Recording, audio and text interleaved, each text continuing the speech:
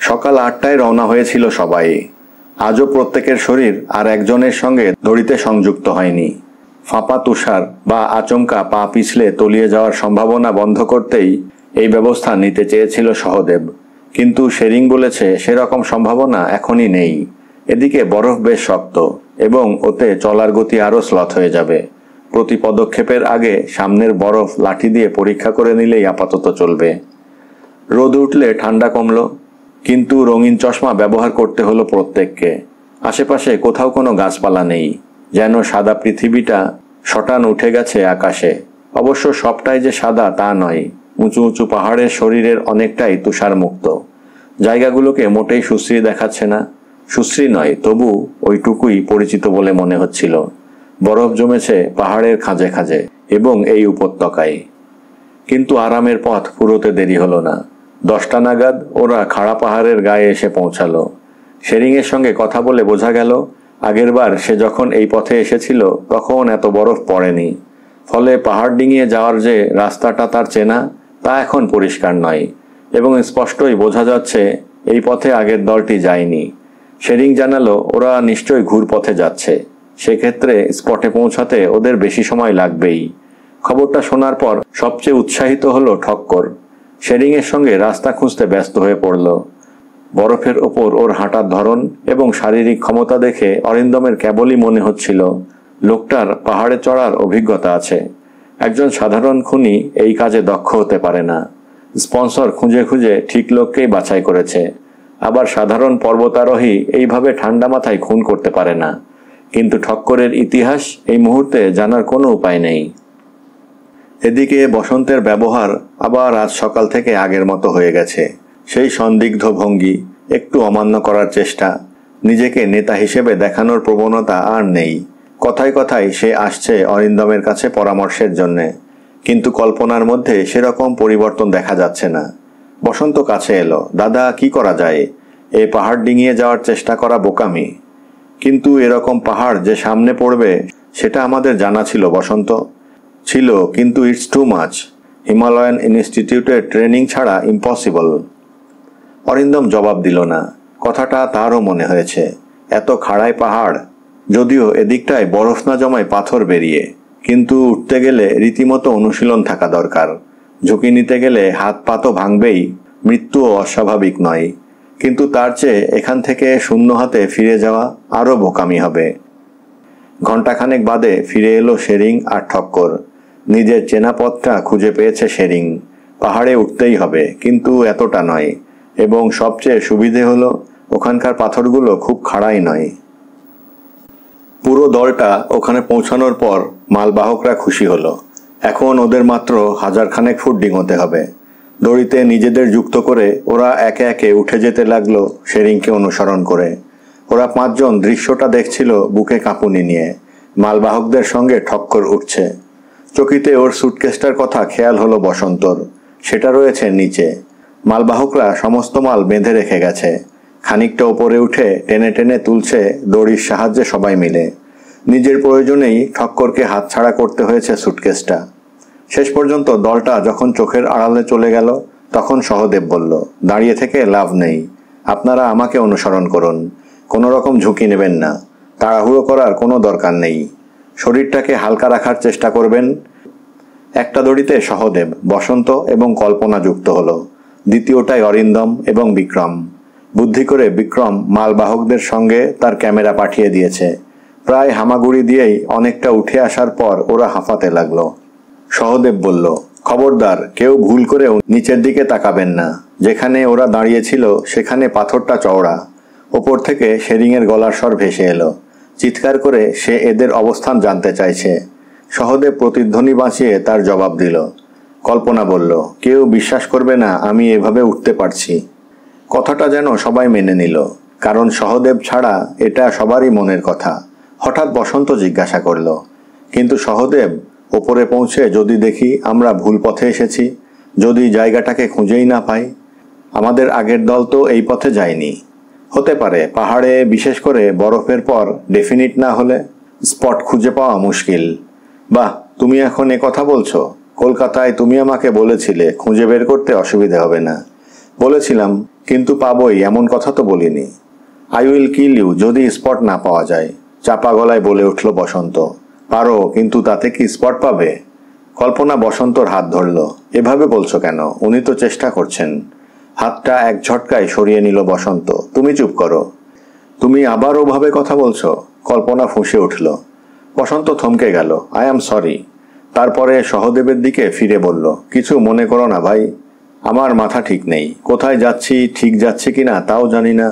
সহদেব মাথা নাড়ল। ঠিক আছে, পাহাড়ে কখনো ইমোশনের শিকার হয়েও না।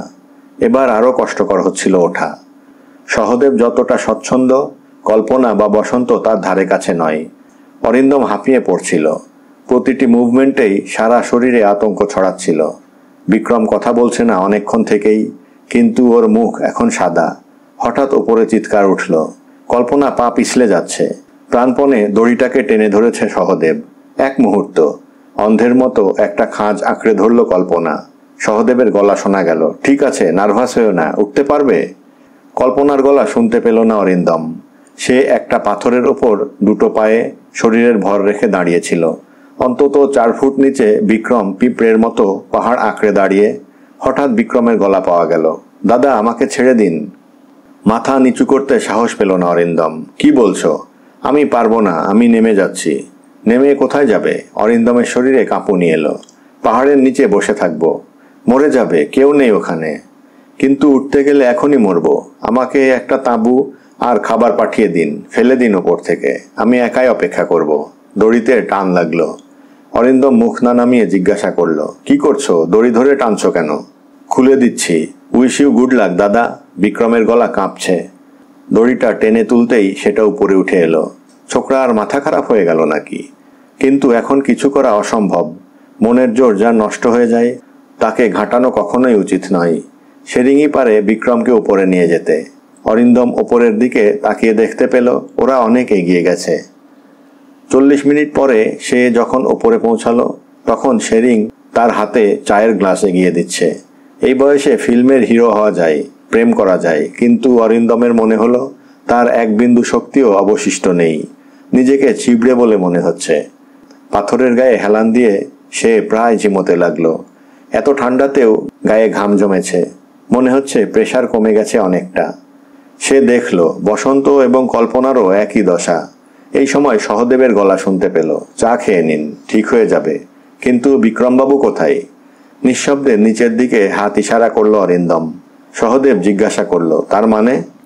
নিঃশ্বাস এখনো স্বাভাবিক নয়। অরিন্দম বলতে পারল, ও উপরে উঠতে চাইছে না। সে কি, ওখানে উনি একা কি করবেন? আপনার পেছনেই তো ছিলেন। হ্যাঁ, ও পারল না। দড়ি খুলে এগিয়ে যেতে বলল। সহদেব চিৎকার করল, বিক্রমবাবু। প্রতিধ্বনি কমে গেলে চিনচিনে উত্তর এলো, কিন্তু সেটা বোধগম্য হলো না। শেরিং আর সহদেব আলোচনা করতে লাগলো কি করা যায়। চা পেটে পড়ায় একটু ভালো লাগছে এখন। অরিন্দম দেখল শেরিংয়ের লোকজন এর মধ্যেই স্টোভ জ্বালিয়েছে। ঠক্কর ঝুঁকে নিচের দিকে দেখছে।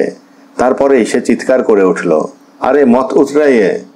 সহদেব আর শেরিং ছুটে গেল পাহাড়ের কিনারে। উঠে দাঁড়িয়েও শরীরটাকে ধাতস্থ করতে দেরি হলো অরিন্দমের।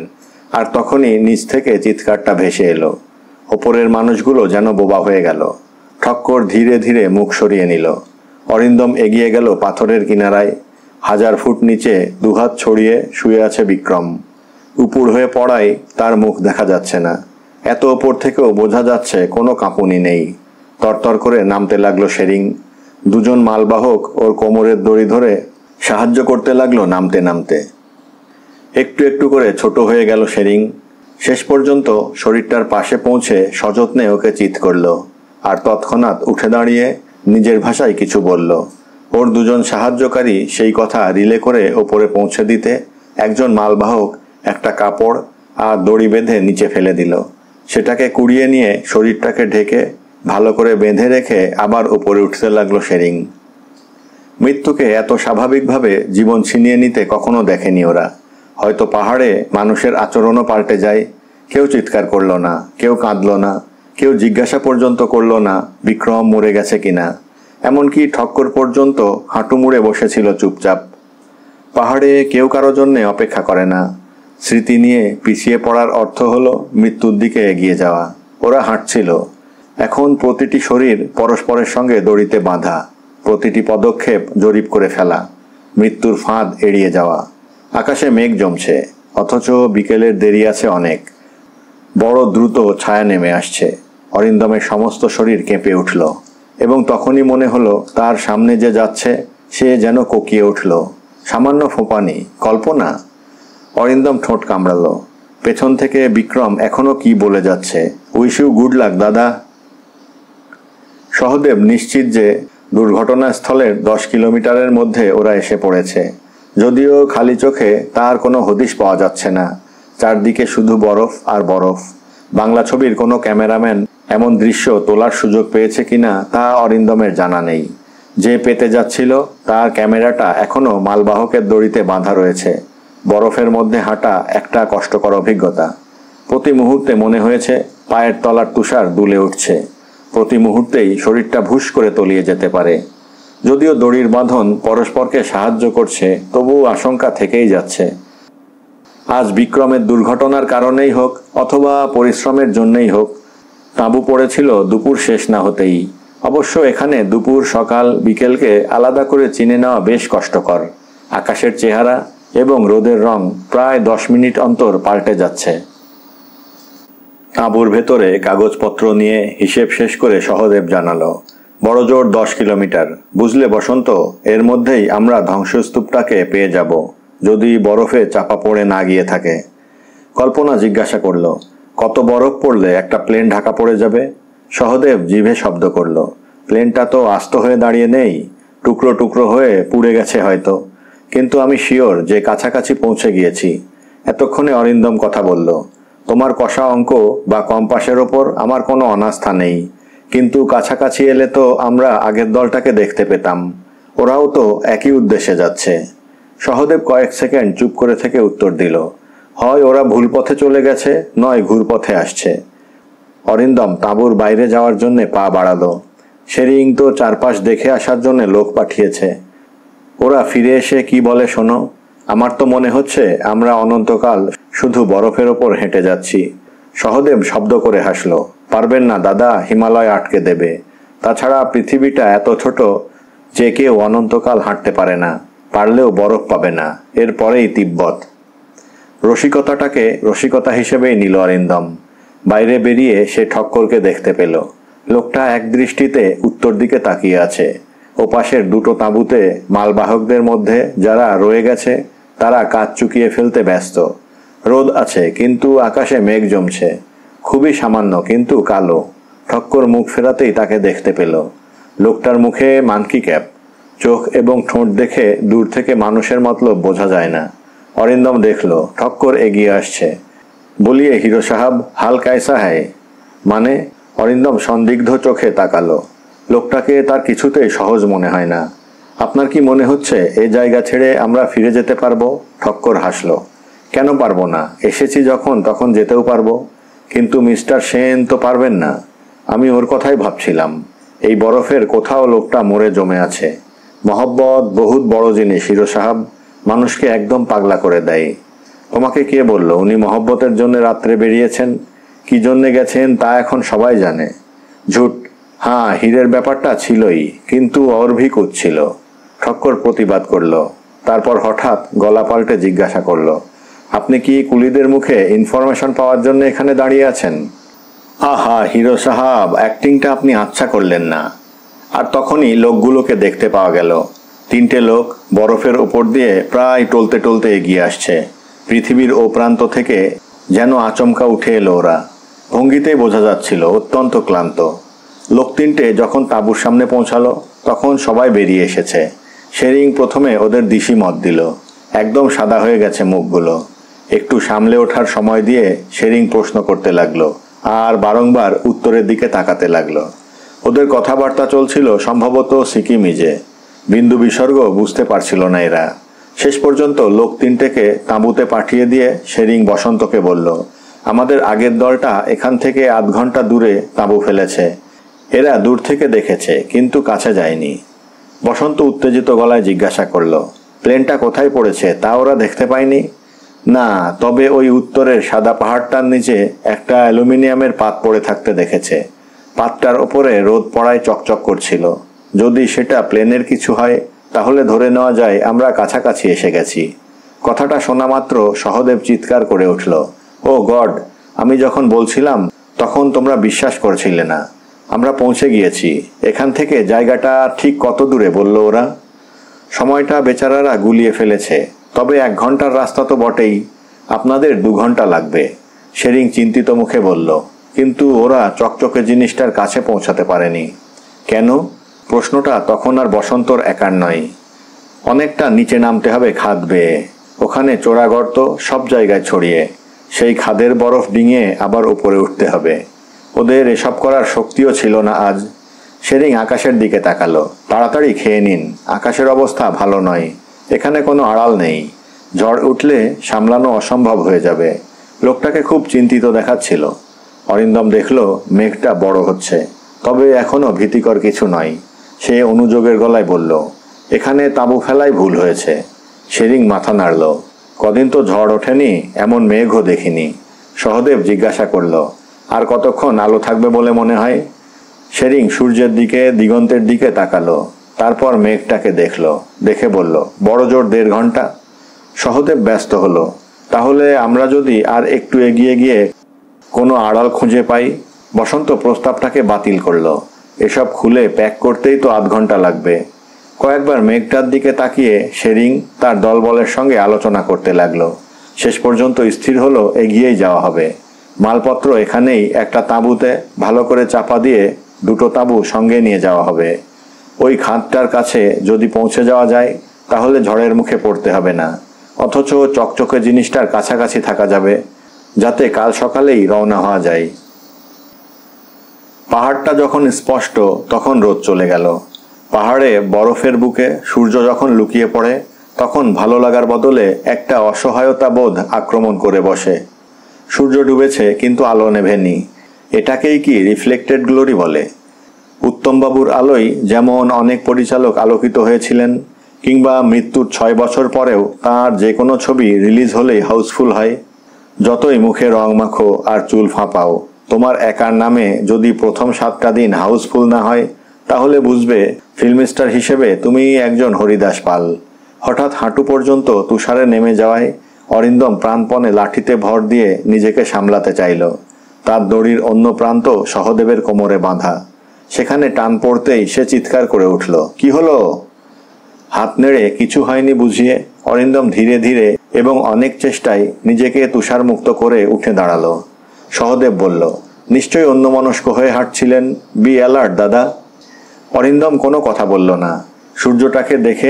সূর্যটাকে দেখে এই সময় ও পরিবেশেও তার যে কেন টালিগঞ্জের কথা মনে পড়ল। ঢেঁকি কি স্বর্গে গেলেও ধান ভাঙে? ছবি বিশ্বাস, পাহাড়ি সান্যাল কি উত্তমবাবুকে পেয়ে সেখানেও নাটক ফিল্ম করছেন? না গেলে তো জানার উপায় নেই। তাঁবু খুলে জিনিসপত্র প্যাক করতে 1/2 ঘন্টা লেগে গিয়েছিল, যার ফলে মেঘটা এখন প্রায় অর্ধেক আকাশ ঢেকে ফেলেছে। পেছন দিকে তাকালে মনে হচ্ছে অন্ধকার যেন তাড়া করে আসছে ওদের। ঠিক কোথায় যাওয়া হচ্ছে জানা নেই, শুধু পেছন তাড়া করে আসায় মেঘটার হাত থেকে নিজেদের বাঁচানোর চেষ্টা। অথচ দৌড়াবার বা অবিবেচকের মতো পা ফেলার কোনো সুযোগই নেই এখানে। আলো যে নিভছিল, রিফ্লেক্টেড গ্লোরিরও যে এক সময় শেষ হয় তা বুঝতে দেরি হলো না। 2 ঘন্টার বদলে আরও 30 মিনিট বেশি কেটেছে। ঝুপঝুপ করে নামছে অন্ধকার এবং সেই সঙ্গে মেঘের বার্তা নিয়ে আসা হিমবাতাস। এখন অনেকটা মনের আলোয় পথ খুঁজে চলা। আর সেই সময় শেরিং চিৎকার করে উঠল। খাদটা দেখতে পেয়েছে সে, শুধু চিৎকার নয়, আনন্দের উৎসাহ দিতে লাগলো সে সবাইকে দ্রুত আসার জন্যে। দলগুলো বিভক্ত হয়ে ছাড়া ছাড়া হয়ে পড়েছিল। সহদেবের স্বচ্ছন্দ গতির সঙ্গে তাল রাখতে পারছিল না অরিন্দম, শুধু মনের জোরে হেঁটে যাওয়া। মেঘ এখন আকাশের 3 ভাগ দখল করে নিয়েছে। খাদের এক পাশের পাহাড়টাকে দেওয়াল করে লোকগুলো যে দ্রুততার সঙ্গে তাঁবু খাটিয়ে ফেলল তা চোখে না দেখলে বিশ্বাস করা শক্ত ছিল। ওরা যখন তাঁবুর ভেতরে ঢুকতে পারল তখন পৃথিবীটা কালো কালিতে মোড়া।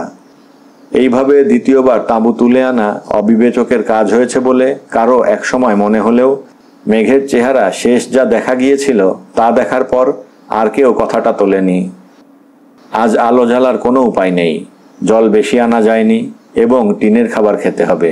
কিন্তু এসব চিন্তা কারো মাথায় আসছিলই না। প্রত্যেকেই স্লিপিং ব্যাগের আশ্রয় চাইছিল রাতটার জন্যে। বৃষ্টি পড়ছে না, অথচ বাতাস এখন উত্তাল। পাহাড়ের গায়ে ধাক্কা লেগে খ্যাপা হাতির মতো গর্জন করছে। ওদের সমস্ত অভিজ্ঞতা ছাপিয়ে গেছে আজকের ঠান্ডা। খুঁজে পেতে একটা মোমবাতি জ্বালল সহদেব, এবং তখনই দাঁতে দাঁত লাগার শব্দ পাওয়া গেল। সেই স্বল্প আলোয় দেখা গেল কল্পনা স্লিপিং ব্যাগের ভেতর শুয়েও ঠকঠক করে কাঁপছে। বসন্ত তার কাছে পৌঁছে জিজ্ঞাসা করল, কি হয়েছে, ওরকম করছো কেন কল্পনা? কল্পনা সাড়া দিতে পারছিল না। কয়েকবার নিজের নাম শোনার পর কোনো মতে বলতে পারল, পারছি না, কি শীত, আমার শরীর বরফ হয়ে যাচ্ছে। বসন্ত অসহায় মুখে তাকালো। তার গলা ঘসঘসে শোনালো। কি করা যায়? সহদেব বলল, হাত পা ঘষে দাও, দেরি করো না। সংকোচ কাটিয়ে বসন্ত কল্পনার হাত তুলে গ্লাভস খুলে চিৎকার করে উঠল, বরফের মতো ঠান্ডা। তারপর প্রাণপণে নিজের হাত ঘষতে লাগলো সেখানে। কল্পনার দাঁতে দাঁতে লাগার শব্দ বেড়েই চলেছে। এখন আর কথাও বলতে পারছিল না বেচারা। বসন্ত চিৎকার করল, একটুও গরম হচ্ছে না, আমি কি করব বলে দাও তোমরা। কল্পনা, কল্পনা, শক্ত হও। সহদেব বলল, ওকে জড়িয়ে ধরো বসন্ত, আমি দেখছি আগুন জ্বালানো যায় কিনা। তলায় ত্রিপল পাতা হলেও আগুন জ্বালার কোনো উপকরণ আজ এই তাঁবুতে নেই। বসন্ত পাগলের মতো স্লিপিং ব্যাগ থেকে কল্পনার মাথা বের করে এনে দুহাতে জড়িয়ে ধরল। তার কনকনে নাক, গাল, কপালে হাত ঘষতে লাগলো। তারপর প্রায় অসহায় গলায় কেঁদে উঠল, কিছুই হচ্ছে না। হট যাইয়ে ঝড়ো বাতাস ডিঙিয়ে শব্দ দুটোকে চিৎকারের মতো শোনালো। বসন্ত দেখল ঠক্কর ওর পেছনে এসে দাঁড়িয়েছে। অদ্ভুত এক অসহায়তা বোধ তাকে কল্পনার মুখের কাছে থেকে সরিয়ে নিল। অন্য সময় সে কিছুতেই ঠক্করকে কল্পনার পাশে হাঁটু গেড়ে বসতে দিত না। খুব যত্নের সঙ্গে কল্পনার গালে আঙুল রেখে ঠক্কর মাথা নাড়ল। তারপর অরিন্দমের দিকে ফিরে চিৎকার করে উঠল, এ মেয়ে কেমন করে এতটা হাঁটলো ঈশ্বর জানেন, এ একদম বরফ হয়ে যাচ্ছে। তারপর নিজের রকসাক থেকে একটা মাঝারি বোতল বের করে ছিপিটা খুলল। বাকি তিনজন কোনো কথা বলছিল না। ঠক্কর দুটো আঙ্গুলে কল্পনার যুক্ত দাঁতের পাটি খোলার চেষ্টা করল। এখন আর সেগুলো শব্দ করছে না। মুখ সামান্য ফাঁক হতেই সে বোতলের তরল পদার্থের খানিকটা কল্পনার জিভের ওপর ঢেলে দিল। জিভ নড়ে উঠল। মুখ দুহাতে সামান্য তুলে ঠক্কর কল্পনাকে গিলতে বাধ্য করল। মুখে সামান্য কুঞ্চন। ঠক্কর দ্বিতীয়বার একই চেষ্টা করল। তারপর কল্পনার প্রায় নীল হয়ে আসা গালে মৃদু চড় মারতে লাগলো। বসন্ত দ্রুত চলে এলো কাছে। কি খাওয়ালে ওকে? ব্রান্ডির বোতলটা সামান্য উপরে তুলে কিছু না বলে ফিরে গেল ঠক্কর। আর পাগলের মতো কল্পনাকে চৈতন্য ফিরিয়ে আনতে চেষ্টা করে যেতে লাগলো বসন্ত। শেষ পর্যন্ত সে নিজেই ডুকরে কেঁদে উঠল। সহদেব চিৎকার করে উঠল, ডোন্ট গেট আপসেট বসন্ত। মুখ ফিরিয়ে তাকিয়ে বসন্ত বলল অভিযোগের গলায়, কল্পনা মরে যাচ্ছে। তারপরই সে উঠে টলতে টলতে নিজের হ্যামকের কাছে ফিরে গেল। বাইরে ঝড়, মেঘের ডাক, আর তাঁবুর ভেতর স্বপ্নালোকে কয়েকটি মানুষ নিজেদের নিঃশ্বাসের শব্দ শুনছে। অরিন্দম এতক্ষণ চুপচাপ দেখছিল। আগুন আর ভালোবাসা যে চাপা থাকে না, এটা আর একবার সত্য হলো। বসন্ত এখন আর কোনো সংকোচ মানেনি। কিন্তু একটা মানুষ চোখের সামনে স্রেফ শীতে জমে মরে যাবে। সে ধীরে ধীরে উঠে কল্পনার সামনে এসে দাঁড়ালো। রক্তহীন মুখ নিয়ে মেয়েটা শুয়ে আছে, শরীর নিশ্চল। এমনকি এই মুহূর্তে ও জীবিত কিনা তাও বোঝা যাচ্ছে না। অরিন্দম হাঁটু গেড়ে বসে ওই মুখের দিকে তাকালো। আহা, মানুষ কখন এমন নির্মোহ হয়ে যায়। সে আচমকা চিৎকার করে দুহাতে কল্পনাকে ঝাঁকাতে লাগলো। ওর চোখের পাতা কি নড়ছে? একটু কি ঠোঁট ফাঁক হলো? মাথাটা নামিয়ে আঙুল রাখলো নাকের নিচে অরিন্দম। একটু কি নিঃশ্বাসের স্পর্শ? কল্পনাকে ভালো করে ঢেকে সরে এলো অরিন্দম। আর তখনই বসন্ত জিজ্ঞাসা করলো, বেঁচে আছে? হ্যাঁ, ওকে ওর মতো বেঁচে উঠতে দাও বসন্ত। ওহ ভগবান, ও আপনাকে দাদার মতো শ্রদ্ধা করতো। চিৎকার করে উঠল অরিন্দম। এবং তখনই মনে হলো বাইরে ঘুম ঘুম শব্দ হচ্ছে। শব্দটা যে বৃষ্টির তা বুঝতে সময় লাগলো। মুখ ফিরিয়ে অরিন্দম দেখল হ্যামকে শুয়ে ঠক্কর ব্র্যান্ডির বোতলটা গলায় ঢালছে। পৃথিবী আরো শীতল হয়ে উঠেছে। রোদ উঠল দুপুরে। পাহাড়ের আড়াল না থাকলে গতরাত্রে কাউকে যে বেঁচে থাকতে হতো না, এই সত্য আজ সকালে বোঝা গেছে। ভোর হয়েছিল বৃষ্টি ছাড়াই, কিন্তু মেঘ সরেনি তখনও। আলো ছিল না থাকার মতো হয়ে। বসন্ত একেবারে বোবা হয়ে গিয়েছে। ঠক্কর যদি শেরিংয়ের সঙ্গে উৎসাহ নিয়ে ব্যবস্থা না করত, তাহলে এই দুপুরেও কল্পনা তার স্লিপিং ব্যাগে শুয়ে থাকত। ওরা যখন কল্পনাকে বরফের নিচে চিরকালের মতো শুইয়ে দিচ্ছে, তখন তাঁবু থেকে বের হয়নি অরিন্দম। বসন্ত গিয়েছিল, কিন্তু সে কাঁদেনি। কান্নার কোনো শব্দ এই বরফের পাহাড়ে বাজেনি। একটা মেয়ে তার সব রকম ভাবনা এবং সংস্কার নিয়ে কাল পর্যন্ত বেঁচে পড়তেছিল, একদম বিনা নোটিশে চলে গেল চুপচাপ। চিত্রনাট্যে এরকম মৃত্যু থাকলে সমালোচকরা বলতেন আরোপিত, সাজানো, বড্ড জার্ক হয়ে গেল। সাধারণ মানুষ বলতেন অবিশ্বাস্য। হায়, জীবন যে বিশ্বাসের নিয়ম মেনে চলে না। লক্ষবার ভালোবাসার শপথ নিয়েও কেন এক নারী হঠাৎই অন্য পুরুষের জন্য বেদনার্ত হয়? অরিন্দম তার মুখ মনে করল। এই মুহূর্তে সেই নারীকে দেখতে ভীষণ ইচ্ছা করছিল তার। দুপুরে সিদ্ধান্ত নেওয়া হলো এগিয়ে যেতে হবে, কারণ ওপারের সেই ধাতব পদার্থের ওপর আলো পড়ায় এপার থেকে দেখতে অসুবিধে হচ্ছে না। সহদেব শেরিং এমনভাবে কথা বলছিল, যা থেকে মনেই হচ্ছিল না একটু আগে একজন দল থেকে চিরকালের জন্য সরে গেছে। বসন্ত বসে আছে উদাস হয়ে। সহদেব বোঝাচ্ছিল, এই বৃষ্টিতে যদি কিছু তুষার সরে যায়, তাহলে যেমন ভেঙে পড়া প্লেনের টুকরোগুলো দেখতে পাওয়া যাবে, তেমনি পায়ের তলার বরফ নরম হয়ে যেতে পারে। অতএব এগোতে হবে খুব সাবধানী পায়ে। কিভাবে খাদের ভেতর নেমে উপরে ওঠা যায় তাই নিয়ে জল্পনা করছিল ওরা। সহদেব দূরবীনের সাহায্যে ধাতব খণ্ডটা দেখে প্রায় নিশ্চিত হয়েছে ওটা ভেঙে পড়া প্লেনের একটা অংশ। তাঁবু খাটিয়ে রওনা হতে হতে কিছুটা দেরি হয়ে গেল। বসন্ত বারংবার পেছন ফিরে তাকাচ্ছে। তার আর সহদেবের কোমর এখন এক দড়িতে যুক্ত। ঠক্কর এগোচ্ছে অরিন্দমের সামনে। তাঁবু গোটাবার সময় কল্পনার ট্রানজিস্টরটা হঠাৎ যান্ত্রিক শব্দ তুলেছিল। ওটা সারা রাত খোলা থাকা সত্ত্বেও নিশ্চুপ ছিল। সকালে আচমকা জানান দিল। অরিন্দম দেখেছিল বসন্ত ছুটে গিয়ে যন্ত্রটাকে স্তব্ধ করে দিল। শোকের ছায়া মালবাহকদের ওপরেও। দুটো মানুষের এত অল্প সময়ে চলে যাওয়াটা কারোরই সহ্যের মধ্যে পড়েনি। ওরা হাঁটছিল সাবধানে। বরফের কুচি ছিটকে উঠছে বুটের ঠোকায়। ধীরে ধীরে নেমে যেতে হবে অন্তত 300 ফুট, তারপর আবার ওঠা খাড়া পাহাড় বেয়ে। এখন আর ধাতব খণ্ডটি দেখা যাচ্ছে না। ওরা অনেকটা ঘুরপথে নামছে।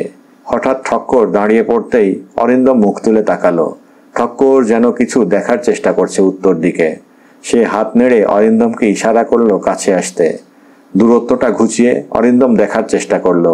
অন্তত আধ কিলোমিটার দূরে বরফের ওপর দিয়ে 4টে মূর্তি ধীরে ধীরে এগোচ্ছে।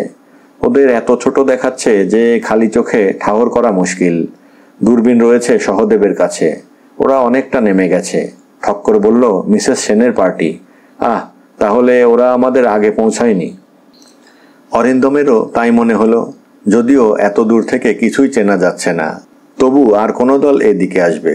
ঠক্কর বলল, আমাদের আরো জলদি যেতেই হবে। অরিন্দম বলল, ইচ্ছে হলে তুমি যেতে পারো, আমার সেরকম কোনো বাসনা নেই। কাঁধ ঝাঁকালো ঠক্কর, তারপর আবার হাঁটতে শুরু করলো। ওরা যখন ধাতব খণ্ডের কাছে এসে পৌঁছালো, তখন এই ঠান্ডাতে ঘাম জমবার উপক্রম। নিঃশ্বাস দ্রুত পড়ছে। দুটো দুর্ঘটনা হতে হতে হয়নি। একবার বসন্ত পা পিছলে অনেকটা নিচে গড়িয়ে পড়তে পড়তে সহদেবের দড়ির টানে রক্ষে পেয়েছিল। আর একবার একটি মালবাহক ভুল করে এক বুক নরম তুষারের ভেতর তলিয়ে যাচ্ছিল। এখনো রোদ মরতে ঘন্টা 2 বাকি। সহদেব চাইছিল আজকের রাতটা এখানেই কাটিয়ে দিতে। যদিও আকাশে মেঘ নেই, তবু বলা যায় না। এখানে পাহাড়ের আড়াল পাওয়া যাবে। কিন্তু ঠক্করের জেদের জন্যে আবার চলা শুরু হলো। ধাতব খণ্ডটি যে ভেঙে পড়া প্লেনের, তাতে কোনো সন্দেহ নেই আর। যদিও দুর্ঘটনাস্থল থেকে আধ মাইল দূরেও খণ্ডটি ছিটকে আসতে পারে, তবু সবাই খুশি হয়েছিল এই ভেবে যে তারা ভুল পথে আসেনি। সন্ধ্যের আগে ওরা চূড়ায় উঠে এলো। এখান থেকে আর পাহাড় ভাঙতে হবে না। প্রায় ফুটবল মাঠের মতন সমান বরফের উপর দিয়ে কয়েক মাইল যাওয়া যাবে। আর তখনই সহদেব দূরবীনে চোখ লাগিয়ে চিৎকার করে উঠল। সে দেখতে পেয়েছে। দূরবীন নিয়ে কাড়াকাড়ি পড়ে গেল। সবাই দেখতে চাই। অরিন্দম আশেপাশে তাকিয়ে কোথাও পিঁপড়ের মতো 4টে মূর্তি দেখতে পেল না। ওরা কোন পথে আসছে? সহদেব শেষ পর্যন্ত অরিন্দমকে দূরবীনটা দিল। দেখুন দাদা। আলো প্রায় নেই বললেই চলে। অরিন্দম চোখ রেখে বলল, ভালো করে বোঝা যাচ্ছে না। সহদেব কাছে দাঁড়িয়ে বলল, একটু ডান দিকে ঘোরান। পেয়েছেন? অরিন্দম মাথা নাড়ল। প্লেনের ধ্বংসাবশেষ যদি ওগুলো হয়, তাহলে ইতিমধ্যে বেশ বরফ জমেছে তার ওপর। সে চাপা গলায় জিজ্ঞাসা করল, দূরত্ব কতটা? সহদেব উত্তর দিল, সিকি মাইল তো হবেই। অরিন্দম নিঃসন্দেহ হলো, সুটকেস খুঁজে পাওয়া যাবে না। একটা প্লেনের শরীর যদি বরফে আধচাপা হয়ে পড়ে থাকে, তাহলে সুটকেস পাওয়ার কথা চিন্তা করা যায়? এই সময় সে ঠক্করের গলা শুনল, দেন লেটস মুভ, এই রাস্তাটুকু যেতে কোনো অসুবিধে হবে না। সহদেব প্রতিবাদ করল, ইম্পসিবল, এই অন্ধকারে এগোতে যাওয়া মানে সুইসাইড করা। কোথায় চোরাখাদ আছে জানি না, বরফের সঙ্গে জেদ চলে না। তাছাড়া ওখানে অন্ধকারে গিয়ে লাভ হবে কি? কিছু দেখতে পাবেন, আর ওই ওপেন স্পেসে রাত কাটানো সম্ভব নয়। শেরিং কথাগুলোকে সমর্থন করল। ঠক্কর কিছুতেই রাজি হচ্ছিল না। বসন্ত চুপ করে আছে। অরিন্দম দূরবীন ঘুরিয়ে চারপাশ দেখছিল। পৃথিবীটা ঘোলাটে হয়ে আসছে। সে উত্তর দিকে দূরবীন ফেরাতেই লোকটাকে দেখতে পেল। পাহাড়ের গা ঘেঁষে ইতিমধ্যে তাঁবু ফেলা হয়ে গিয়েছে।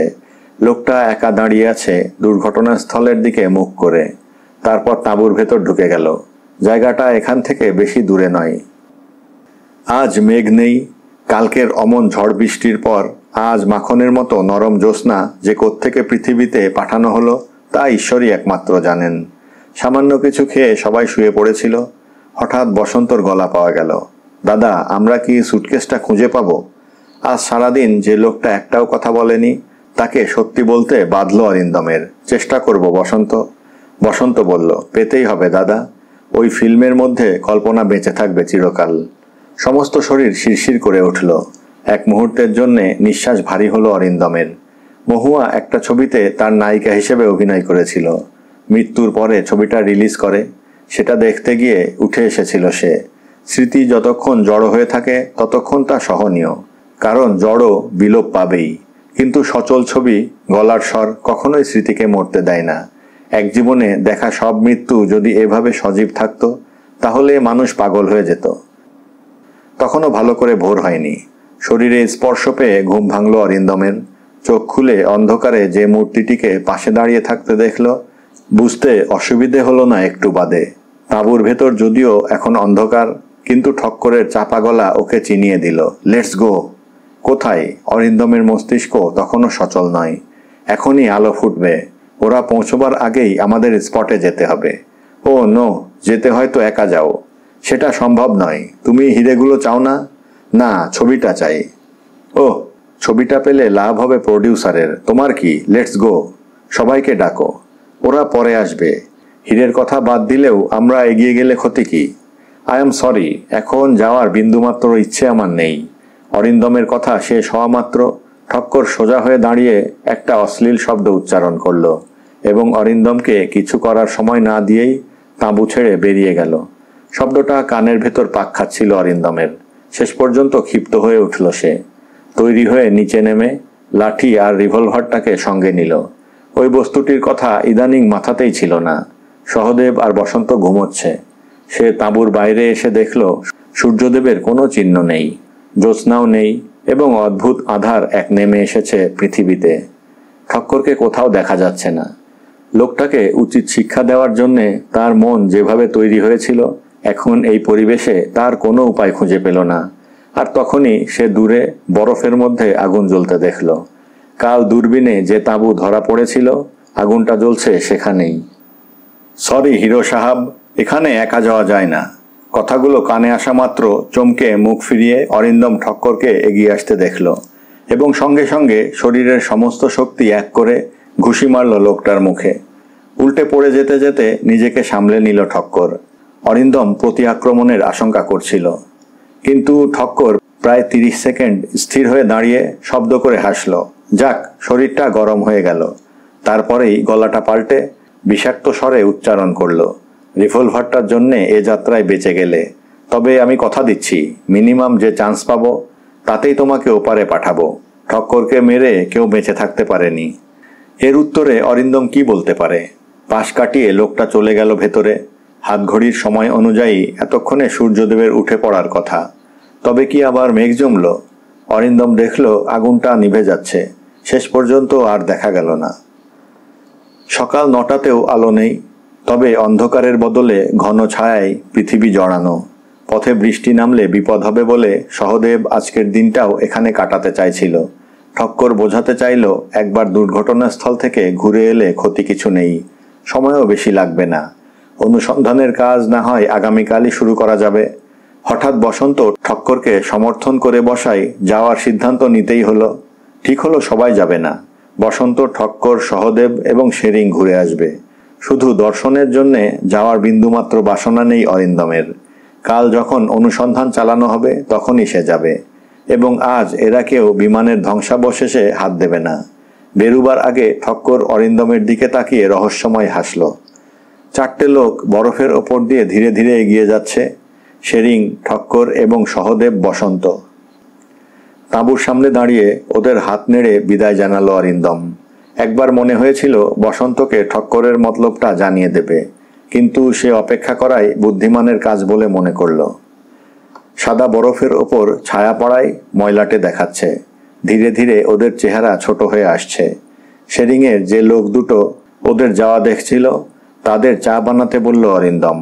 এখন তার কিচ্ছু করার নেই। পকেটে হাত ঢুকিয়ে সে তাঁবুতে ফিরে এলো, এবং তখনই তার মিস্টার সেনের কথা মনে পড়ল। লোকটা কি সত্যি মারা পড়েছে ঠান্ডায়? না, ওই 4টে লোকের মধ্যে মিস্টার সেনও রয়েছে।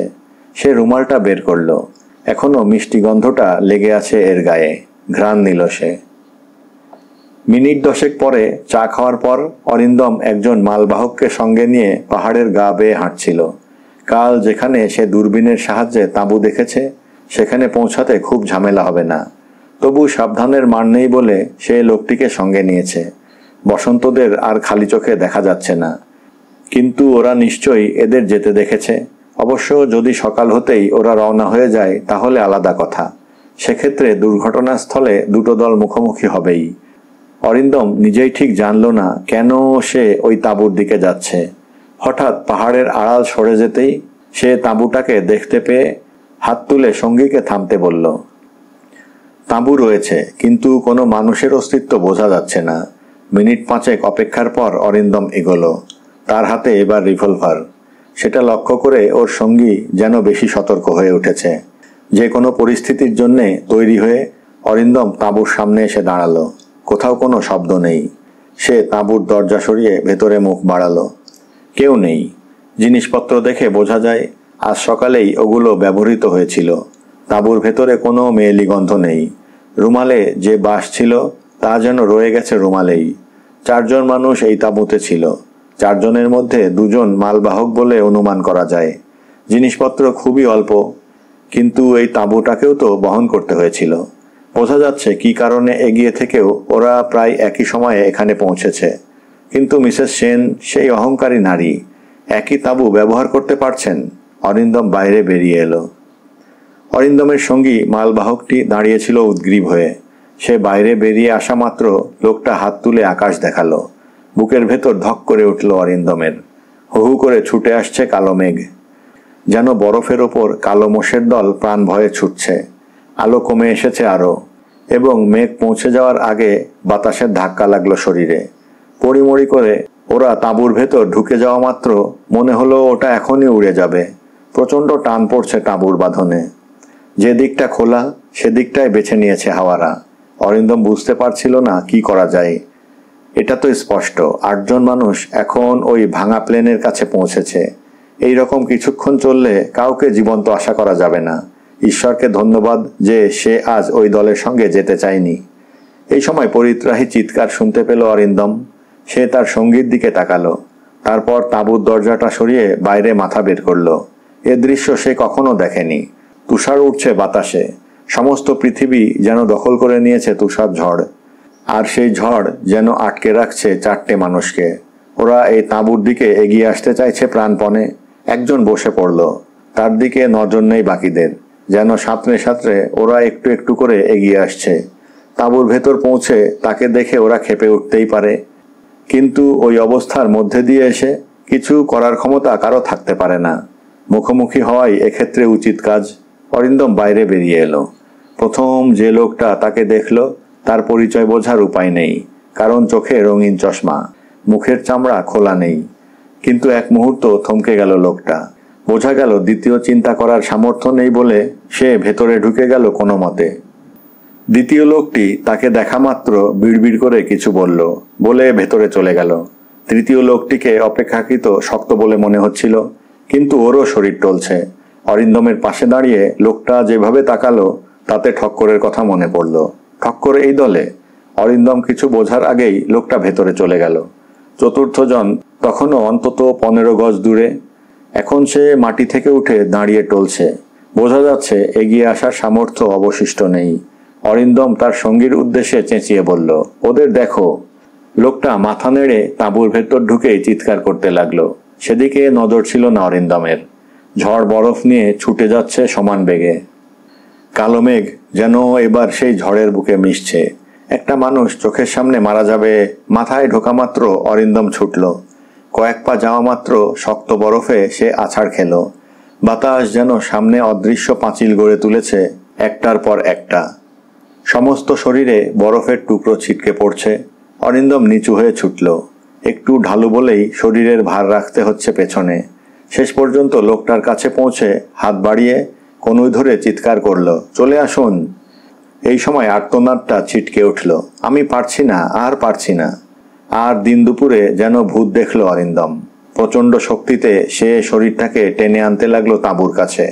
হাওয়ার তীব্র বেগ এবং আর একটি শরীরের ভার গতিশ্লথ করছিল। এবং এই সময় সঙ্গী মালবাহক যদি বেরিয়ে না আসতো তাহলে ভোগান্তির চূড়ান্ত হতো। দুজন দুপাশে দাঁড়িয়ে মিসেস সেনকে তাঁবুর ভেতরে নিয়ে আসতেই তিনি মাটিতে বসে পড়লেন। যে সুন্দরী মহিলাকে এয়ারপোর্টে, গ্যাংটকের হোটেলে, এমনকি লাচেনের বাংলোয় সেরাতে দেখেছিল তার সঙ্গে এর কোনো মিল নেই। সেই অহংকারী সুন্দরী এই মুহূর্তে শীতের পোশাকে সর্বাঙ্গ মুড়ে নারী পুরুষ ভেদাভেদ ঘুচিয়েছেন। কিন্তু এই তাঁবুতে শেরিং কেন? মুখের আড়াল সরিয়ে লোকটা সামনে এসে বলল, সাহাব হাম লোক মর গিয়া থা। কি হয়েছিল, তোমরা এখানে কেন? অরিন্দম শক্ত গলায় প্রশ্ন করল। শেরিং খুব নার্ভাস গলায় যা জানালো তা হলো, আজকের এই আবহাওয়ায় তার এবং সহদেব বাবুরও যাওয়ার কোনো ইচ্ছা ছিল না, কিন্তু ওই ঠক্কর সাহেবের জেদ মেটাতে ওরা কোনো রকমে প্রাণে বেঁচে এলো। তাঁবু ছেড়ে কিছু দূর যেতে কোনো অসুবিধে হয়নি, কিন্তু তারপরেই বোঝা যাচ্ছিল মাঝে মাঝেই বরফ নরম হয়ে আছে। বেজায়গায় পা পড়লে তলিয়ে যেতে হবে। সহদেববাবু তখন বলেছিলেন আজ ফিরে আসতে। এবার বসন্ত জেদ ধরেছিল। ডাইরেক্টরের কথা ফেলতে না পেরে ওরা এগিয়েছিল। দলটা যখন দুর্ঘটনাস্থলের প্রায় কাছাকাছি তখন দ্বিতীয় দলটাকে দেখে ওরা। এই দলটা পালিয়ে আসছিল, কারণ ওদের একজন বরফের নিচে তলিয়ে গেছে। প্লেনের ভাঙা শরীরের সামনে তুষার চাপা খাদ ছিল, যা লোকটা বুঝতে পারেনি। সে সময় আকাশে মেঘ দেখা যাওয়ায় খোঁজাখুঁজির ঝুঁকি নিতে চায়নি। শেরিং তখন বলেছিল ফিরে যাওয়ার জন্যে, কিন্তু ঠক্কর আর বসন্ত জেদ ধরল এত কাছে এসে না দেখে ফিরে যাবে না। সহদেব আর শেরিং যখন ফিরে যাওয়ার সিদ্ধান্ত নিল তখন ওরা এগিয়ে গেল। আর ফেরার পথে তুষার ঝড় শুরু হয়ে গেল। কোথায় যাচ্ছে, কোন পথে যাচ্ছে তা কারো বোধে ছিল না। হঠাৎ এই তাঁবুটা চোখে পড়ায় এদিকেই দুটো দল এক হয়ে এগিয়ে এসেছিল। অরিন্দম নিঃশ্বাস ফেলল। দুদলে মোট 8 জন লোক ছিল। একজন তলিয়ে গেছে, 2 জন এগিয়েছে। তাহলে এখন থাকার কথা 5 জনের, অথচ দেখা যাচ্ছে 5 জনকে। প্রশ্নটা করতে শেরিং মাথা নেড়ে জানালো সে এ ব্যাপারে কিচ্ছু জানে না। তার সরল অর্থ একটি মানুষ আসার পথে নিখোঁজ হয়েছেন। অরিন্দম বাকি 2 জনের দিকে এগিয়ে গেল। ঝড়ের দাপট সমানে চলছে, যে কোনো মুহূর্তে তাঁবু উড়ে যেতে পারে। তাকে এগিয়ে যেতে দেখে একজন মানুষ যেন কিছুটা কুঁকড়ে গেল। তার সামনে দাঁড়িয়ে অরিন্দম জিজ্ঞাসা করল, আপনি কে? লোকটির সর্বাঙ্গ ঢাকা, মুখের আধ ইঞ্চিও দেখা যাচ্ছে না। পাশের লোকটি সিকিমিজ ভাষায় চিৎকার করে উঠতে শেরিং তাকে সান্ত্বনার কথা বলল, অর্থাৎ মিসেস সেন, শেরিং, মালবাহক আর। অরিন্দম দেখল লোকটা উঠে দাঁড়িয়েছে কোনো মতে। তারপর চাপা গলায় জিজ্ঞাসা করল, কি চান? ওহ না, কিছু চাই না। সহদেব কোথায় গেল জানেন? নো, কিন্তু আপনি এখানে কেন? এটা আমাদের তাঁবু। Let us stay in peace. Arindam অবাক হয়ে লোকটার দিকে তাকালো। তারপর বলল, আপনি আমাদের এখনই চলে যেতে বলছেন চ্যাটার্জি? এখানে আপনার আসার কথা নয়। হঠাৎ ওপাশ থেকে একটি কণ্ঠস্বর ছিটকে উঠল, no, you must stay here. আপনি যাবেন না। চ্যাটার্জি যেন হুঙ্কার দিতে পারল, আহ, দে আর আওয়ার কম্পিটিটর। তুমি কেন নাক গলাচ্ছ আমার কথায়? This is too much Chatterjee. তুমি কি ভাবছো নিজেকে? ও, তোমাকে সঙ্গে নিয়ে এসে কি ভুল করেছি আমি? হা হা হা, আমি সঙ্গে না থাকলে এত দূরে তুমি আসতেও পারতে না ডার্লিং। ওয়েল, আমি আগামীকাল পর্যন্ত চুপ করে থাকব। এতদিন অন্ধের মতো শুধু আশা করে যাচ্ছিলাম। আজ স্পটে গিয়ে মনে হলো ভুল করিনি। অরিন্দম দুজনের দিকে তাকালো। সহদেব কোথায়? বসন্ত এবং ঠক্কর না হয় মৃত্যুর দিকে এগিয়েছে, কিন্তু সহদেব, তার তো পাহাড়ে চড়ার অভিজ্ঞতা আছে। এমন হতে পারে তুষার ঝড়ে দলছুট হয়ে সে নিজেদের তাঁবুতে ফিরে গিয়েছে। অরিন্দমের মনে হলো এখনই সেখানে যাওয়া দরকার। সহদেবের সঙ্গে কথা বলে বসন্তদের সম্পর্কে একটা সিদ্ধান্ত নেওয়া খুব জরুরি। কিন্তু সে চ্যাটার্জির দিকে তাকালো। মিস্টার চ্যাটার্জি, আপনি কি মিস্টার সেনকে খুন করেছেন? হোয়াট? মিসেস সেন চিৎকার করে উঠলেন। কি বলছেন আপনি? উত্তরটা ওর দেওয়া উচিত। Why should I? তাছাড়া ওকে আমি পাবো কোথায়? চ্যাটার্জির গলা নির্লিপ্ত। আপনাদের ধরতে উনি আমাদের ক্যাম্প থেকে এক রাত্রে বেরিয়ে পড়েছিলেন। আপনি তার আগে ওকে খুন করবার জন্য যে লোক পাঠিয়েছিলেন তা আমি জানি। আমি সন্দেহ করছি সেন যদি জীবিত অবস্থায় আপনাদের কাছে পৌঁছাতো তাহলে দ্বিতীয়বার আপনি ব্যর্থ হতেন না। সেন এসেছিল এখানে? আমি বুঝতে পারছি না। মিসেস সেন উঠে দাঁড়ালেন। Yes, Mrs Sen. তিনি দুটো ভাঁড় নিয়ে গোয়েন্দার ছদ্মবেশে এসেছিলেন, মাথায় উইক পরে, কিন্তু আপনার বন্ধুর নজর এড়াতে পারেননি। I am afraid he is dead. আমি জানি না, ওকে আমি আর দেখিনি, বিশ্বাস করুন। চ্যাটার্জি চিৎকার করে উঠল। I never wanted that. Chatterjee, তুমি আমাকে প্রতারণা করেছ। আমি সেনের স্ত্রী হিসেবে থাকতে পারছিলাম না, তার মানে এই নয় আমি ওর মৃত্যু চেয়েছিলাম। আমি জানি হিরেগুলো পেলেই ইউ উইল কিল মি। আজ ফেরার সময় তুমি আমাকে সাহায্য করার চেষ্টাও করনি, কিন্তু আমি বাঁচতে চাই। অরিন্দম বাবু, আমাকে দয়া করে আপনাদের তাঁবুতে নিয়ে যাবেন। এ কথা শোনার পর আমি আর এখানে থাকতে পারবো না। মিসেস সেন বিষণ্ণ গলায় বললেন। চ্যাটার্জি চিৎকার করল। নো, তুমি কোথাও যাবে না। নো? আমি তোমাকে একটা কেন্দ্র মনে করতাম, কিন্তু তুমি একটা বিষাক্ত বিছে। I see you bitch. You always change your man, but I can't allow you this time. ক্ষিপ্ত মানুষটি এগিয়ে আসতে আসতে হঠাৎ থমকে দাঁড়ালো। অরিন্দম হাত তুলেছে, দুজনের মাঝখানে দেওয়ালের মতো দাঁড়িয়েছে। চাপা গলায় সে বলল, ইটস এনাফ চ্যাটার্জি। 15 সেকেন্ড দাঁড়ালো চ্যাটার্জি, তারপর পেছন ফিরল। সহদেব সেন ফেরেননি। এখন ঘড়ির সময় অনুযায়ী বিকেল। তুষার ঝড় আপাতত কিছুটা কমে এলেও সূর্যদেবের দর্শন পাওয়া যায়নি। সময়টা এখন এমন যে বসন্তদের ফিরে আসাও অনিশ্চিত হয়ে এসেছে। মালবাহকদের সাহায্যে মিসেস সেনকে এই তাঁবুতে এনে শেরিং শিপিং ব্যাগের ভেতর শুইয়ে দিয়ে যথেষ্ট পরিচর্যা করেছে। শেষ পর্যন্ত ওদের সঙ্গে আনা দিশি মদ জোর করে মহিলাকে গিলতে বাধ্য করেছে, এবং তাতে কাজ হয়েছে। মহিলা ঘুমিয়ে পড়েছেন, কিন্তু শেরিংয়ের দলবল খুব ভেঙে পড়েছে। ওদের একজনের পায়ে ইতিমধ্যে ক্ষত দেখা দিয়েছে। সঙ্গে আনা ওষুধ কতটা কাজ করবে বোঝা যাচ্ছে না। যখন রাত হয়ে এলো তখন বৃষ্টি আরম্ভ হলো। ঠিক কত ডিগ্রি মাইনাসে ঠান্ডা নেমেছে তা জানবার আগ্রহ কারো নেই। নিজের স্লিপিং ব্যাগে শুয়ে দিশি মদ খাচ্ছিল অরিন্দম। বসন্ত, ঠক্কর অথবা সহদেব যে আর ফিরবে না তা ক্রমশ স্পষ্ট হয়ে উঠল। শেরিং রাত নামলে বলল, এবার তাদের ফেরা উচিত, কারণ নবীন তুষারে পথ আরও অনিশ্চিত হয়ে যাবে। সর্বত্র পাতা হয়ে যাবে মৃত্যুর ফাঁদ। যে মালবাহকটি চ্যাটার্জিদের সঙ্গে গিয়ে জীবন্ত ফিরে এসেছে সেও এখন শেরিংয়ের দলে যোগ দিয়েছে। তার কাছে খবর পাওয়া গেছে ভেঙে পড়া বিমানের অবশিষ্ট অংশ বলতে চোখে পড়েছে একটা ঘরের মতো খাঁচা। মালপত্র নিশ্চয় ছড়িয়ে পড়েছে সর্বত্র, আর সেসব চাপা পড়েছে বরফের তলায়। কয়েকটা মানুষের পক্ষে সেসব খুঁজে বের করা একদমই অসম্ভব। প্রকৃতি যদি আরও খারাপ হয়ে পড়ে তাহলে লাচেনে ফেরাই যাবে না। কোনো উত্তর দেয়নি অরিন্দম। সারাদিনে এই প্রথমবার সামান্য উত্তাপের ভেতর থেকে সে বৃষ্টির শব্দ শুনছিল। ফিরে যদি যেতে হয় তো সেটা আগামীকাল সকালে ভাবা যাবে। তাঁবুর ভেতরে একটা হেরিকেন জ্বলছিল। ঘড়িতে এখন মাত্র 5টা, কিন্তু মনে হচ্ছে গভীর রাত। হ্যারিকেনের শিখাটা কাঁপছে। চোরা হওয়া ঢুকছে নিশ্চয়ই। ঘুমে চোখ জড়িয়ে আসছিল অরিন্দমের। আচমকা ঘুম ভেঙে গেল। ঘোরটা কাটতেই প্রথমে বুঝতে পারল বৃষ্টি নেই, কোনো শব্দ হচ্ছে না। অথচ যে স্বপ্ন সে এতক্ষণ দেখছিল তাতে বৃষ্টি ছিল।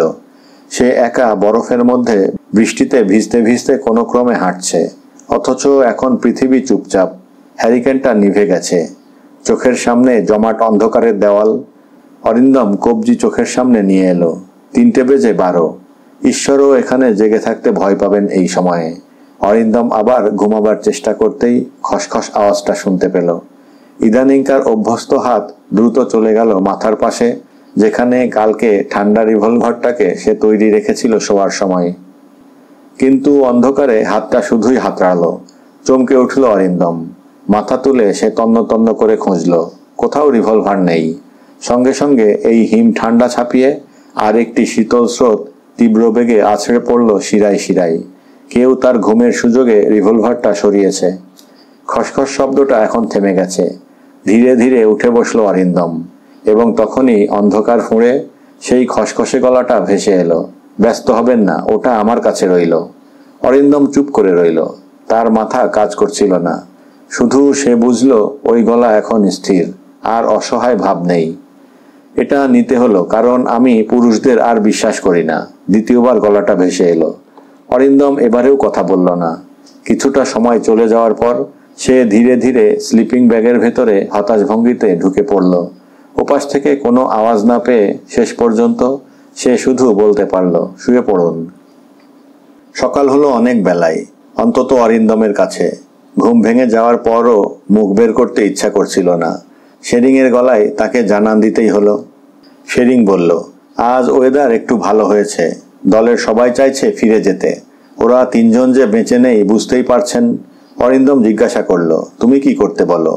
বুদ্ধিমান লোকেরা এসব ক্ষেত্রে ফিরেই যায়। না। চিৎকার ভেসে এলো তাঁবুর অপর প্রান্ত থেকে। মিসেস সেন বললেন, ফিরে যাওয়ার জন্যে আমি আসিনি। অরিন্দম মাথা নাড়ল। এরা চলে যেতে চাইছে। এদের হেল্প ছাড়া আমরা ফিরতে পারবো না। মিসেস সেন প্রচণ্ডভাবে মাথা নাড়লেন। এত তাড়াতাড়ি ফিরে যাওয়ার কি আছে? আমরা কি আর 2-1 দিন অপেক্ষা করতে পারি না? এত কাছে এসে প্লিজ এই ডিসিশন নেবার আগে আর একবার চিন্তা করুন। এই মহিলা গত রাত্রে তার রিভলভার চুরি করেছেন।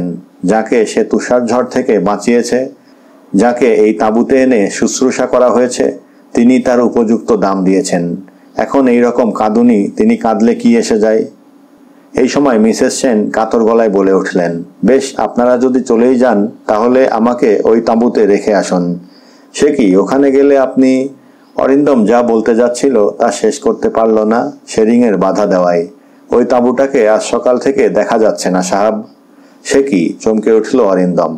আর সশব্দ কান্নায় ভেঙে পড়লেন মিসেস সেন।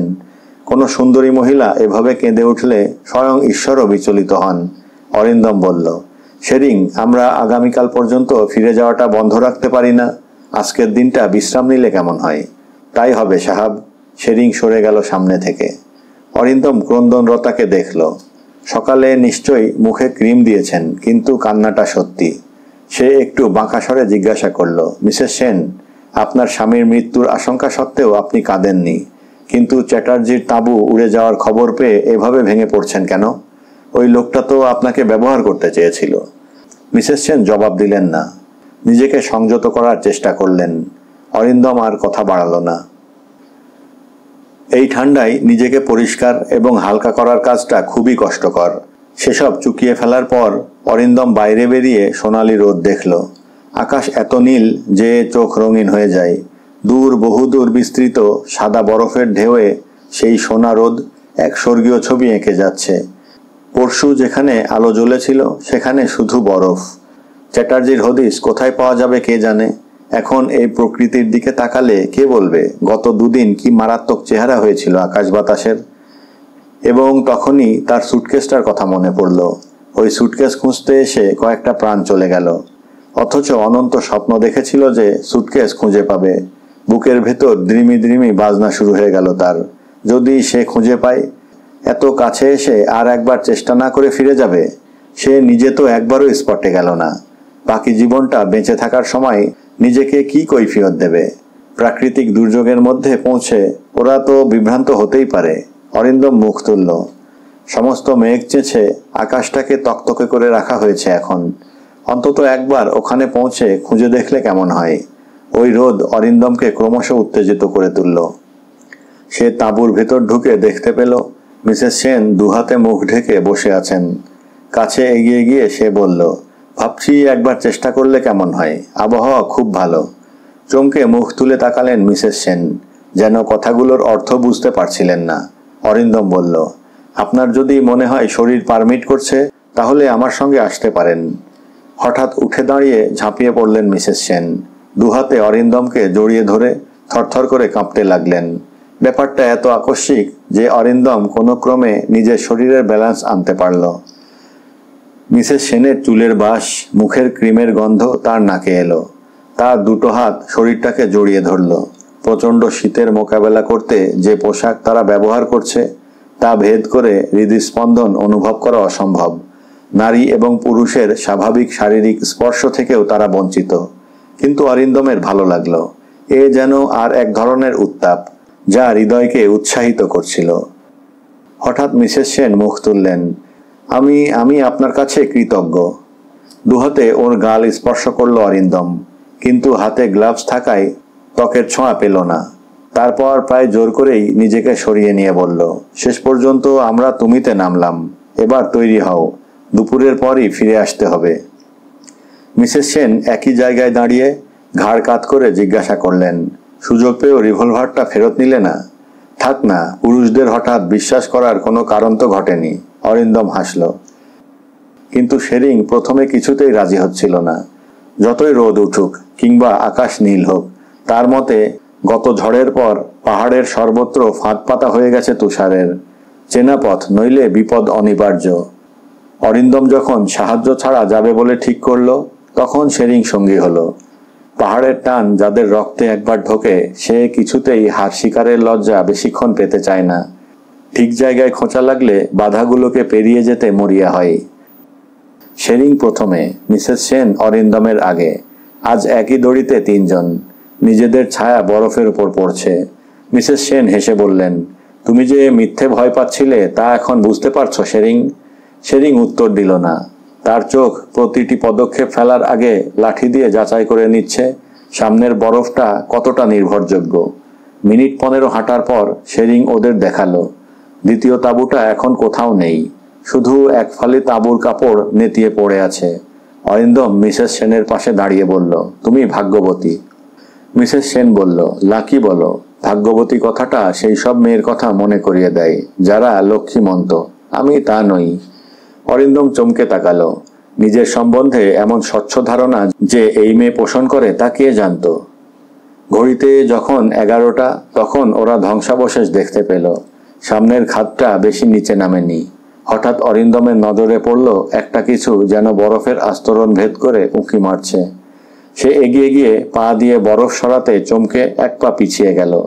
বাকিটা শেরিং সাহায্য করলে বসন্তর নীল শরীরটা প্রকাশিত হলো। মুখে প্রচণ্ড যন্ত্রণা নিয়ে বসন্ত শুয়ে আছে। মিসেস সেন অন্যদিকে মুখ ফিরিয়ে রয়েছেন এখন।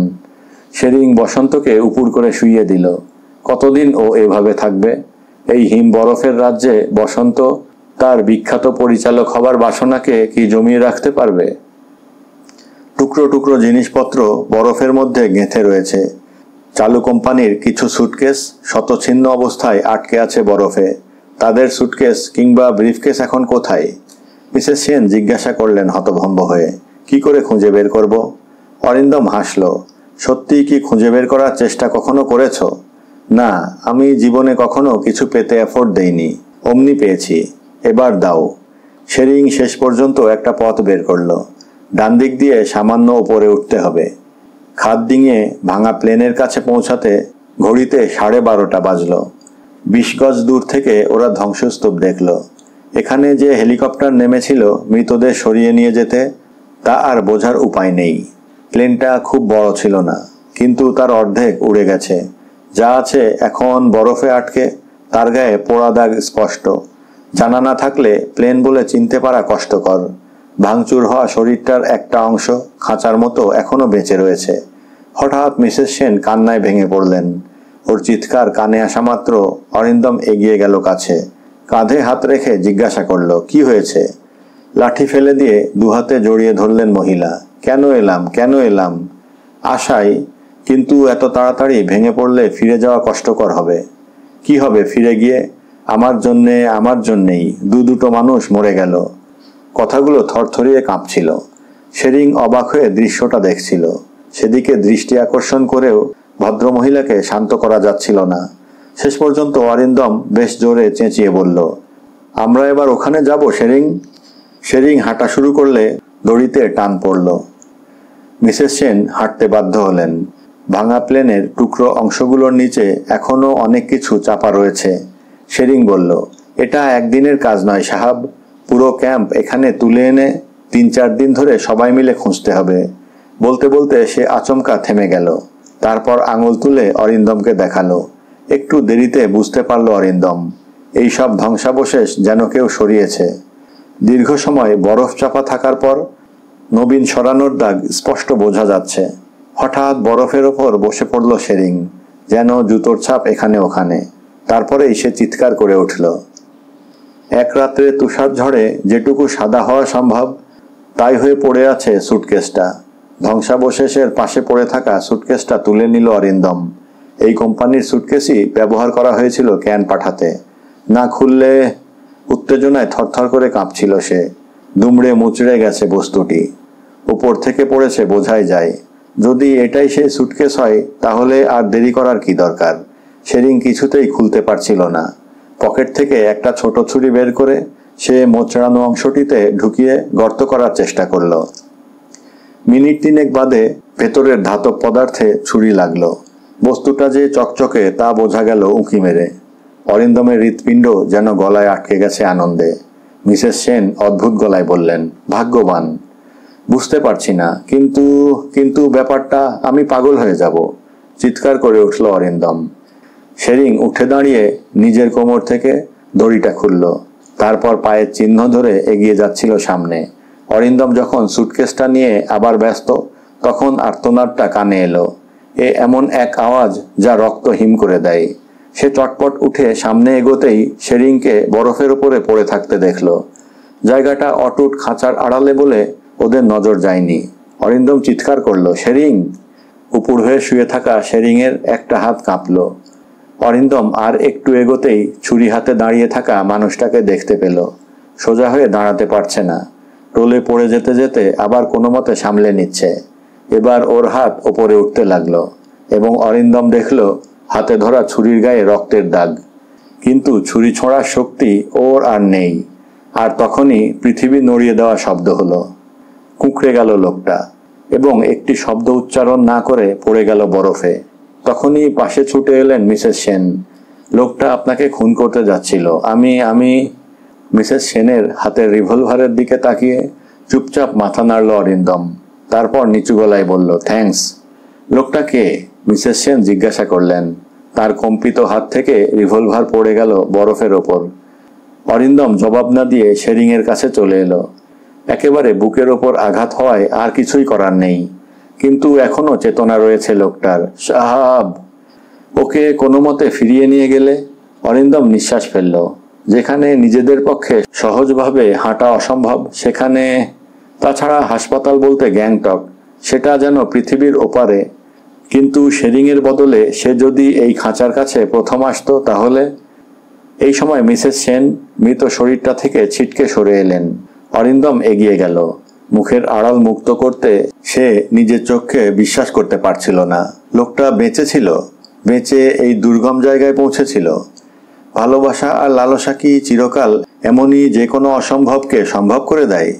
গত রাতে তাঁবু উড়ে গিয়েছিল বলে তাদের বিশ্বাস ছিল লোকটা জীবিত নেই। সে এখানে এলো কি করে? কিন্তু লোকটা সুস্থ ছিল না, থাকা সম্ভব নয়। সে মুখ ফিরিয়ে বলল, তুমি আমার জীবন ফিরিয়ে দিলে, শোধবোধ হয়ে গেল। ও ওখানে কি করে এলো? মিসেস সেন তখন পাথর। অরিন্দম নিচু হয়ে ছুরিটা কুড়িয়ে নিল। মিসেস সেন ফিসফিস করে বললেন, এ ছুরি চ্যাটার্জির নয়। জিনিসটা হাতে নিয়ে খাঁচার ভেতর উঁকি মারতেই ঠক্করকে দেখতে পেল। ওর শরীর থেকে গরম পোশাক খুলে নেওয়া হয়েছিল। দুহাত বুকের ওপর ভাঁজ করে লোকটা, সেই শক্তিশালী মানুষটা খাঁচার ছাদের তলায় বরফ বাঁচিয়েও ঠান্ডায় কুঁকড়ে শক্ত হয়ে রয়েছে। ওর জ্যাকেট এবং টুপি নিশ্চয়ই চ্যাটার্জির সাহায্যে এসেছিল, কারণ সেগুলো নিচেই পড়ে আছে। এবং তখনই সোজা হয়ে দাঁড়ালো অরিন্দম। ওটা কি ঠক্করের সুটকেস? সে মনে করতে পারছিল না আসবার সময় ওটাকে বয়ে এখানে এনেছিল কিনা ঠক্কর। তা যদি হয়, হঠাৎ যেন মাটিতে নেমে এলো সে। যে বেলুন ফুলে উঠেছিল তার হাওয়া বেরিয়ে যাচ্ছে দ্রুত। মিসেস সেন এই সময় জিজ্ঞাসা করলেন, এই লোকটাকে? অরিন্দম জবাব দিল, আমাদের দলের। কাল জেদ করে এগিয়ে এসেছিল বসন্তর সঙ্গে, এখানে আশ্রয় নিয়েও বাঁচতে পারেনি। খাঁচার ভেতরে ঢুকে পড়ল অরিন্দম এবং তখনই সে সুটকেসটাকে দেখতে পেল। বাইরে যেটা রয়েছে এটা যেন তার ডুপ্লিকেট, ঠক্করের শরীরের আড়ালে রয়েছে সেটা। ভেতরে আরও অনেক জিনিসপত্র লণ্ডভণ্ড হয়ে রয়েছে। কোনো মতে ভারী সুটকেসটা টেনে সরালো অরিন্দম। আবার তার কলজে থরথর করে কাঁপছে। এটাই কি সেই সুটকেস? ঠক্কর কি এটাকে খুঁজে বের করেছে? কোত্থেকে? শব্দ শুনে মুখ তুলল অরিন্দম। মিসেস সেন পাগলের মতো এলোমেলো হয়ে থাকা জিনিসপত্র খুঁজছেন। খাঁচার ভেতর বলেই এখানে বেশি বরফ জমেনি। অরিন্দম বলল, মিথ্যে চেষ্টা করছেন, এটা প্লেনের ক্যারিয়ার। আপনাদের ব্রিফকেস নিয়ে ভদ্রলোক সিটে বসেছিলেন, ওটাকে এখানে পাবেন কি করে? তবু বলা যায় না। মিসেস সেন খুঁজেই যাচ্ছিলেন। ছুরিটা নিয়ে প্রাণপণে কিছুক্ষণ চেষ্টার পর একটা পাশ কাটতেই ধাতব পদার্থ দেখতে পেল সে। সঙ্গে সঙ্গে রোমাঞ্চিত হলো। এখনো যখন সুটকেসের হ্যান্ডেলে বিমান কোম্পানির লকেট লাগানো রয়েছে তখন আর সন্দেহ করার কিছু ছিল না। বাইরেরটা ঠক্করেরই। কেউ সুটকেসের ভেতরে আর একটা ধাতব বাক্স নিয়ে প্লেনে উঠবে না। আর ওই বাক্সের ভেতরেই আছে ক্যানগুলো। অত ওপর থেকে নিচে পড়েও যখন সুটকেসটা ভেঙে যায়নি তখন ধাতব বাক্সের ভেতরে ক্যানগুলো কেন অটুট থাকবে না? সেই ক্যানগুলো যার ভেতরে এক্সপোজড নেগেটিভ রয়েছে, যা ল্যাবে গেলে একটি চিরকালের ভালো লাগার ছবি বেঁচে থাকবে। এতগুলো মৃত্যু কি কখনো ব্যর্থ হতে পারে? অরিন্দম কোনো ক্রমে সুটকেসটাকে তুলে বাইরে নিয়ে এলো। তারপরে বুদ্ধি এলো মাথায়। শেরিংয়ের শরীর পর্যন্ত যে দড়ি ছিল, যা সে খুলে রেখেছিল, তার বাকি অংশটি ছুরিতে কেটে সুটকেসের সঙ্গে বাঁধল। বরফের ওপর দিয়ে ওটাকে টেনে নিয়ে যাওয়া বয়ে নেওয়ার চেয়ে অনেক বেশি সুবিধাজনক। কোমরের দড়িতে টান পড়তেই মিসেস সেন চিৎকার করে উঠলেন, আহ! অরিন্দমের খেয়াল হলো ওর কথা। তিনি এখনো ভেতরেই রয়েছেন। সে চিৎকার করে ডাকলো, সাড়া এলো না। দড়িতে যে টান পড়েছিল তা না বাড়িয়ে সে ভেতরে ঢুকলো। হঠাৎ থমকে গেল সে। ভদ্রমহিলা কি নর্মাল? নর্মাল মানুষ ওভাবে হাতড়াতে পারে? সে কাছে গিয়ে পিঠে হাত রাখলো। চলুন। বলা যায় না, পাবো, এখানেই পাবো, বিড়বিড় করলেন মহিলা। অরিন্দম দুহাতে ওকে তুলে ধরল। মুখের মাথার আবরণ টেনে খুলে ফেললেন মহিলা। বড্ড গরম। অরিন্দম চমকে উঠল। এই ঠান্ডাতে কি করে গরম লাগছে? সে দৃঢ় গলায় বলল, চলুন, দেরি হয়ে যাচ্ছে, সন্ধে হয়ে গেলে আমরা পৌঁছতে পারবো না। আচমকা মুখ তুললেন মহিলা, ঘোলাটে চোখে তাকালেন। তারপরই চোখ বন্ধ করে চুমু খেলেন অরিন্দমের ঠোঁটে। কিন্তু এমন শীতল চুম্বন যে অরিন্দমের মনে হলো রক্ত হিম হয়ে যাবে। সে জিজ্ঞাসা করল, কি ব্যাপার? মহিলা বললেন, পেয়ে যাব, দেখো, আজ না হলে কাল, কাল না হলে পরশু। ছিটকে সরে এলো অরিন্দম। মহিলা কি পাগল হয়ে গেছেন? সে দেখলো আবার মিসেস সেন বসে পড়েছেন খাঁচার মধ্যে। বসে বিড়বিড় করছেন, এখানেই আছে, কই দেখি, না ওখানে, এই তো, না। হঠাৎ অরিন্দম চিৎকার করে উঠল, উঠুন, যাবেন তো, উঠতে হবে। মহিলা মুখ ফিরিয়ে ফিক করে হেসে আবার হাতড়াতে লাগলেন। অরিন্দম আর পারল না। দ্রুত কাছে গিয়ে এক ঝটকায় মহিলাকে টেনে তুলে বাইরে বের করে আনলো। আর সঙ্গে সঙ্গে মহিলা জান্তব চিৎকার করে দুহাতে অরিন্দমের মুখ চোখ খিমচে ধরল। যন্ত্রণায় কোনো মতে নিজেকে দূরে সরিয়ে নিতে পারল অরিন্দম। মহিলা ততক্ষণে আবার ভেতরে ঢুকে বসে পড়েছেন। ওর হাত হাতড়াচ্ছে জিনিসপত্র। নিঃশ্বাস ফেলল অরিন্দম। কি করবে সে এখন?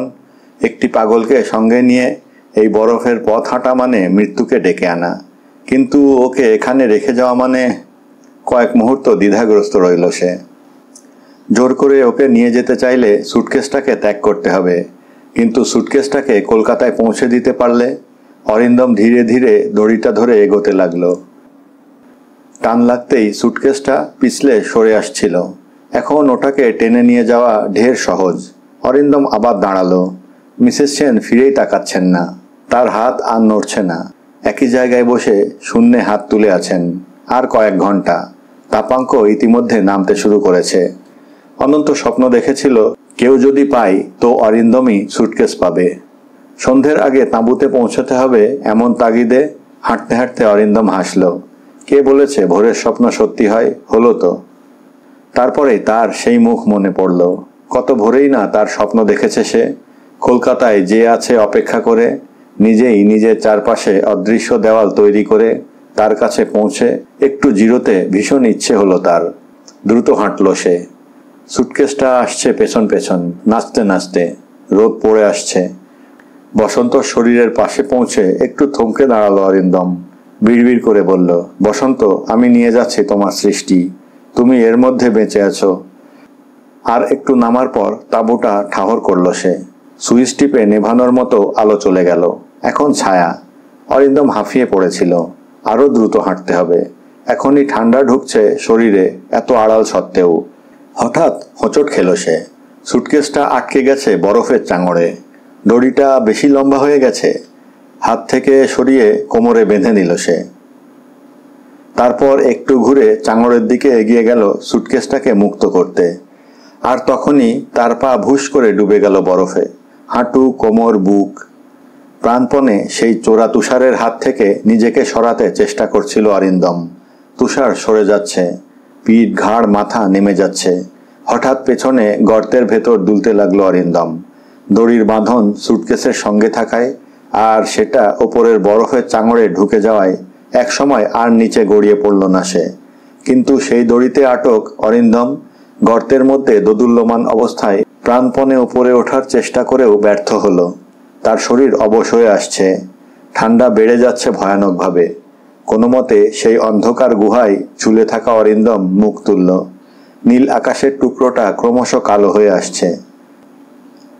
রহস্য, রোমাঞ্চ, প্রেম অথবা ঘৃণায় জড়ানো কাহিনী নিয়ে অ্যাকশন প্যাক ছায়াছবির রিল বুকে নিয়ে সুটকেস পড়ে রইল বরফের ওপরে তুষারের প্রতীক্ষায়।